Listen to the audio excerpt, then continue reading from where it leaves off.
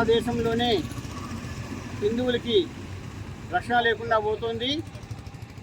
వక్ఫ్ చట్టం సవరణని వ్యతిరేకించే నెపంతో మన దేశంలోనే పశ్చిమ బెంగాల్ రాష్ట్రంలో ఒక ఆడమనిషి పరిపాలనలో జిహాదీ మూకలు వక్ఫ్ బోర్డు సవరణని వ్యతిరేకించే పేరుతో ఆడవాళ్ళ మీద అత్యాచారాలు, గృహ దహనాలు మరియు ఇల్లు మొత్తం కూడా లూటి చేయటం, పసిపిల్లల్ని కూడా చంపివేయటం ఇలాంటివి చేస్తున్నారు.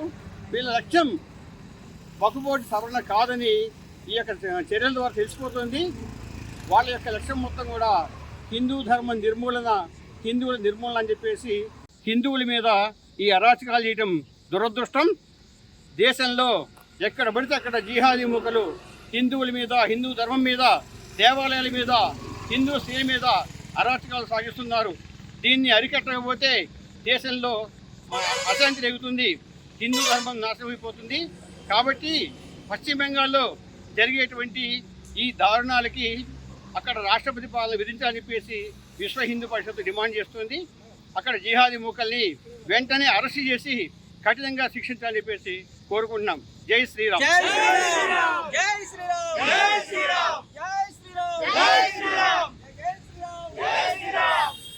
చట్టం దాన్ని వ్యతిరేకిస్తూ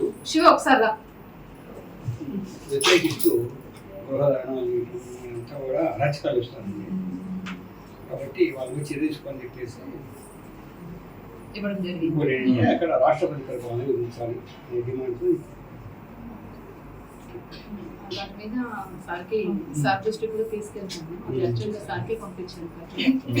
దాని మీద అడ్రస్ అయితే